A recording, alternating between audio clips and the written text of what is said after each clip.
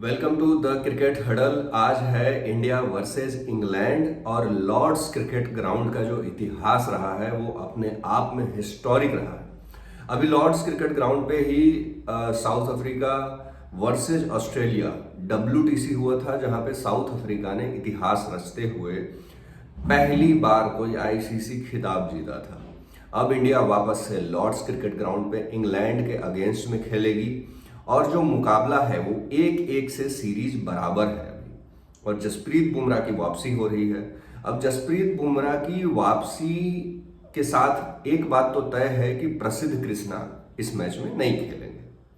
बहुत लोग, अलग अलग एनालिस्ट ये भी कह रहे हैं कि लॉर्ड्स क्रिकेट ग्राउंड को देखते हुए हमें 2 स्पिनर नहीं चाहिए, हमें चाहिए एक प्रॉपर बैट्समैन एक्स्ट्रा। 2 स्पिनर नहीं चाहिए। तो 2 स्पिनर में क्या हम वॉशिंगटन सुंदर को ड्रॉप करके साई सुदर्शन को वापस बुलाएंगे? क्योंकि गौतम गंभीर का कहना है कि हॉर्सेज फॉर द कॉर्सेज वाला नीति अपनाएंगे वो, यानी कि जहां जिसकी जैसी डिमांड है वहां पे वैसे खिलाड़ी फिट कर दो। अब 2 स्पिनर लॉर्ड्स में नहीं चलेंगे, ये सबको पता है, लेकिन वॉशिंगटन सुंदर बैट्समैन भी अच्छे हैं और कुछ ओवर का कुशन भी देते हैं। लेकिन ये सबको पता है कि लॉर्ड्स में 2 स्पिनर यार फालतू है। तो हो सकता है कि साई सुदर्शन की मतलब एक बार और वापसी हो।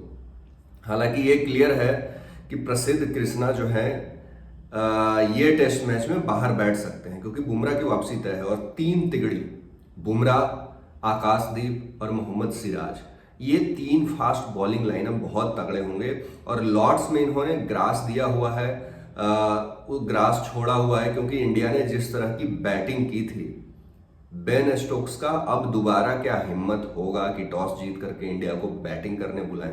मुझे लगता है कि अब ये हिम्मत नहीं बची होगी। तो जो बाज बॉल का हवा बनाया गया था एजबेस्टन में, शुभमन गिल की टीम ने उसकी बत्ती बनाकर इंग्लैंड के अंदर डाल दी है और इंग्लैंड के खेमे में भी हड़कंप मच गया है। और ये सोच रहे थे कि हम अपनी स्ट्रेंथ पे खेलेंगे। हमारा स्ट्रेंथ है कि अगर इंडिया 400 रन भी मारेगा तो हम 400 रन मार के जीत जाएंगे।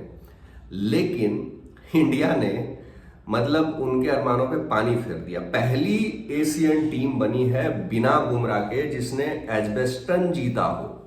पहले हमने गाबा का घमंड तोड़ा, ऑस्ट्रेलियंस का। इसके बाद एजबेस्टन का घमंड था वो भी तोड़ दिया, और वो भी तब तोड़ा जब टीम में विराट कोहली नहीं है, टीम में रोहित शर्मा नहीं है, और टीम में सबसे बड़ी बात जसप्रीत बुमराह सबसे बड़े एसेट। और इस टीम के साथ शुभमन गिल खुद मैन ऑफ द मैच बनते हुए एजबेस्टन में हिस्टोरिक विन लेकर के आते हैं इंडिया के लिए।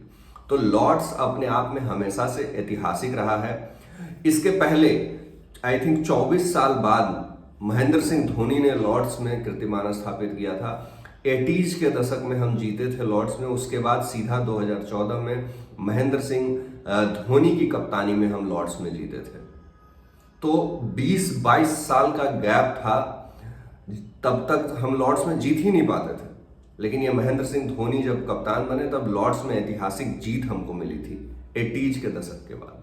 तो अगर यहां से मोमेंटम पकड़ना है और इंग्लैंड को पटखनी देनी है तो लॉर्ड्स से बड़ा ऐतिहासिक मैदान कुछ नहीं हो सकता। अब लॉर्ड से याद आया कि लॉर्ड शार्दुल ठाकुर भी तो हैं। अगर ऐसा ग्रीन टॉप दोगे और वो बंदा अंडर यूटिलाइज रहा है, आप उसको लेकर के गए थे कि बॉल स्विंग होता है इंग्लिश कंडीशन में शार्दुल ठाकुर परफेक्ट बैठेंगे, लेकिन इंग्लैंड ने क्या किया, पिच को थोड़ा ट्विक कर दिया, उन्होंने पाटा विकेट दिए। अब वो बॉलिंग फ्रेंडली विकेट लेकर के आ रहे हैं क्योंकि जोफ्रा आर्चर की वापसी हो रही है। यहां पे ये देखना होगा कि क्या शार्दुल ठाकुर का असली इस्तेमाल लॉर्ड्स में हो सकता है। क्या लॉर्ड जो है लॉर्ड्स के बादशाह बन सकते हैं? क्योंकि भाई उनका बॉल जिस तरह से स्विंग करता है, और दूसरी इनिंग में, पहला टेस्ट मैच के दूसरे इनिंग में शार्दुल ठाकुर ने 2 विकेट निकाले थे जब कप्तान ने उनको बॉलिंग दी थी। कप्तान को उनसे बैटिंग चाहिए नहीं थी, कप्तान से उनको बॉलिंग चाहिए थी, बॉलिंग उनसे करवाई नहीं गई, 6 ओवर करवा के पहली इनिंग में ही हटा दिया गया। तो शार्दुल ठाकुर एक एक्सपेक्ट ऐसे होंगे जिनका बारे में सोचना पड़ेगा टीम को कि क्या लॉर्ड्स में उनकी जरूरत है। अगर शार्दुल बीच में आते हैं तो टीम कॉम्बिनेशन भी हमारा अच्छा हो जाएगा। नीतीश रेड्डी बैटिंग के लिए आपने बुलाया, बैटिंग कुछ खास कर नहीं पाया वो, बॉलिंग आपने उनको दी नहीं, तो एज ए ऑलराउंडर तो आपने उनको नहीं खिलाया है। तो मुझे लगता है कि लॉर्ड्स में टीम कॉम्बिनेशन जो होगा वो एज इट इज रहेगा। मैं पर्सनली 3 बदलाव देखता हूं, हो सकता है आप एग्री करें ना करें।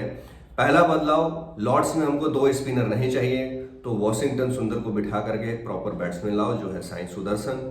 दूसरा, प्रसिद्ध कृष्णा की जगह वो डिफॉल्ट सेटिंग है, बुमराह ही आएंगे। तीसरा, नीतीश कुमार रेड्डी से अगर आपको बॉलिंग नहीं करवानी है, सिर्फ बैटिंग के भरोसे आपने खिलाया है, तो उनके जगह पे शार्दुल ठाकुर की वापसी करवाइए। और इंग्लैंड अभी पीछे लगा हुआ है। लॉर्ड्स में आपको आगे निकलने के बहुत सारे चांसेस हैं, और एक बार लॉर्ड्स में अगर आप आगे निकल गए तो ये सीरीज इंग्लैंड के हाथ से चली जाएगी। पिछले 2 साल का एवरेज है 22 का बेन स्टोक्स का, और आईसीसी टेस्ट रैंकिंग अभी जो आया है उसमें लेटेस्ट जो रैंकिंग है, रविंद्र जडेजा ने वापस से नंबर 1 स्पॉट रिटेन किया हुआ है। तो बेन स्टोक्स के भरोसे टीम थी। बेन स्टोक्स का खुद का रिकॉर्ड पिछले 2 साल में गर्त में गया पड़ा है, 22 का एवरेज है उनका पिछले 2 साल में। तो नाम बड़े बड़े हैं, दर्शन छोटे हैं। जोफ्रा आर्चर को बस डरवाने के लिए लेके आ रहे हैं। क्या वो एक साथ 10 ओवर कर सकते हैं? 4 साल के बाद वापसी हो रही है, एक स्पेल में 10 ओवर डाल सकते हैं? जो बंदा 4 ओवर डालने में इंजर्ड हो जा रहा है, वो क्या एक स्पेल में 10-10 ओवर डाल सकता है, 15-15 ओवर डाल सकता है? इस पे बहुत बड़ा क्वेश्चन मार्क है। तो मेरे लिए ये टेस्ट मैच में भी इंडिया ही फेवरेट है। जिस तरीके का फॉर्म हम लेके जा रहे हैं, जिस तरीके का टीम कॉम्बिनेशन हमारा है, और जिस तरीके का माइंडसेट लेकर के लड़के उतरेंगे, तो मुझे लगता है कि कहीं ना कहीं फेवरेट इंडिया ही होगी। टीम कॉम्बिनेशन आप क्या सोचते हैं, कमेंट सेक्शन में जरूर बताइएगा।